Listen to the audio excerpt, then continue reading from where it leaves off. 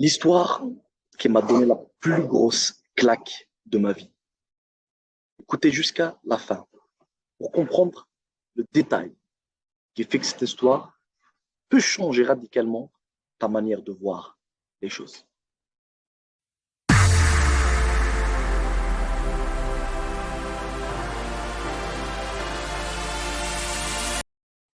Moi, je viens d'un pays en Algérie. Donc, à l'époque, les vacances scolaires, on travaillait comme des ouvriers, des ouvriers dans des chantiers. Et je pense que la plupart des Algériens, des jeunes, ils ont travaillé au moins une journée en tant que manœuvre, en tant qu'ouvrier dans un chantier. Mais ce qu'il faut comprendre, quand on travaille dans un chantier, il y a un point qui est très important. Tu arrives à l'heure le matin, l'été, parce qu'on travaille dans les vacances scolaires. L'été, tu arrives vers 7h45, 7h50, 7h55, tu arrives à l'heure. Mais le patron et le chef du chantier, avant d'arriver, il est en train de crier, hé, rapide, le temps, rapide, avant d'arriver. Donc, il y a ce qu'on appelle la pression de travail.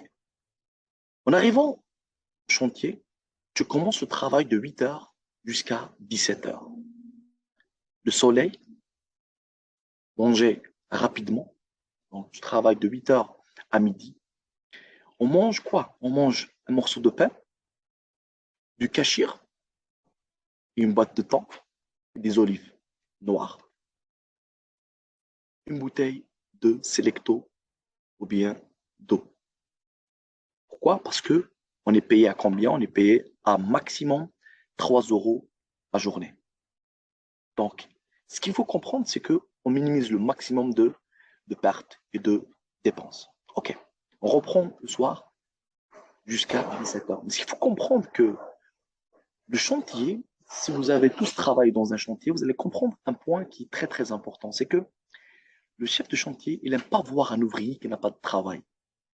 Supposons qu'il n'y a pas de travail dans le chantier, il va te demander de déplacer le ciment d'1 mètre, les madriers d'1 mètre, de débarrasser ça, de débarrasser ça, de débarrasser ça.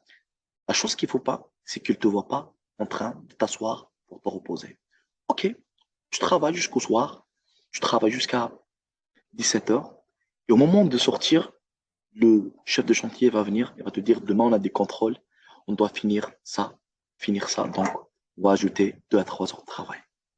Automatiquement, tu ne peux pas dire non parce que si tu dis non, il va te dire de ne pas revenir le lendemain. Donc tu continues à travailler jusqu'à 19h, 20h même. En arrivant, finissant le travail, tu vas te laver, tu vas sortir fatigué. Les épaules qui sont tombées. Personne qui te dise bonjour, tu n'as même pas le temps le courage, bien la force de parler, bien de lever la main. Tu vas juste dire avec ta tête bonjour. Je suis fatigué. Arrivant à la maison, tu ne peux même pas avoir la force d'ouvrir le pass. Tu vas juste mettre la main, ouvrir le pass. Le premier canapé que tu trouves, premier lit que tu trouves, tu dors. Tu te mets sur le canapé. Ce qui est fou, c'est que quand tu es très très fatigué, tu ne peux pas dormir. Les yeux seront ouverts et tu ne peux pas dormir réellement. Donc là, tu es dans le canapé et ta maman qui arrive, elle te dit bonjour, il y a demain ton frère qui va venir d'Europe. Donc, la chambre qui est en haut, on va la débarrasser, on va la nettoyer, on va la préparer pour demain. Tu la regardes, tu tournes, tu t'endors. Le lendemain, ton frère arrive et que tu n'as pas fait la chambre, il va venir chez toi, il va te dire, comment ça? Tu sais que je viens et tu n'as même pas essayé de préparer la chambre. Ta maman, elle t'a demandé, tu ne l'as pas fait. Tu vas lui donner des dizaines, des vingtaines d'excuses. Écoute, toi, tu viens, moi, de matin jusqu'au soir, 45 degrés, à travailler dans un chantier, j'ai pas mangé, j'ai ça, j'ai ça, j'ai ça, j'ai ça. Tu vas énumérer des dizaines des vingtaines d'excuses. Est-ce qu'elles sont acceptables? Oui. Ton frère va te dire, d'accord, m'excuse, c'est bon. On va reprendre la même histoire. Tu as travaillé dans un chantier, tu n'as pas trop mangé, le soleil, le soir, tu as ajouté 2, 3 heures, 2, 3 heures. Tu arrives chez toi, à la maison, et que tu t'allonges sur le canapé et que tu vois en face de toi la cuisine et un bébé qui est en train de partir en direction de la cuisine. Il y a de l'eau qui sont en train de bouillir sur un gaz. Il est directement en direction de cette eau. Comment tu vas réagir? Tu vas courir avec toutes tes forces. Tu vas prendre le bébé. Tu vas commencer à crier. Qui a laissé le bébé? Qui a laissé le gaz allumé? Qui a laissé l'eau euh, bouillir seule, etc. Maintenant, ma question.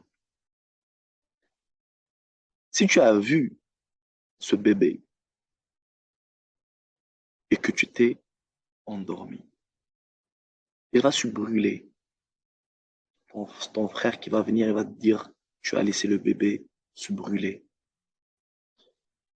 Tu vas lui donner toutes les excuses que tu as données hier. Tu vas donner toutes les excuses que tu as données auparavant. Tu vas encore donner toutes les excuses que tu pourrais dire. Est-ce que ces excuses sont acceptées? Est-ce que ces excuses sont acceptées devant ce que tu as vu, que tu as laissé? Non. N'importe quelle excuse que tu trouves, elle n'est pas acceptée. C'est la même chose aujourd'hui pour ton rêve. Ton rêve aujourd'hui, il compte.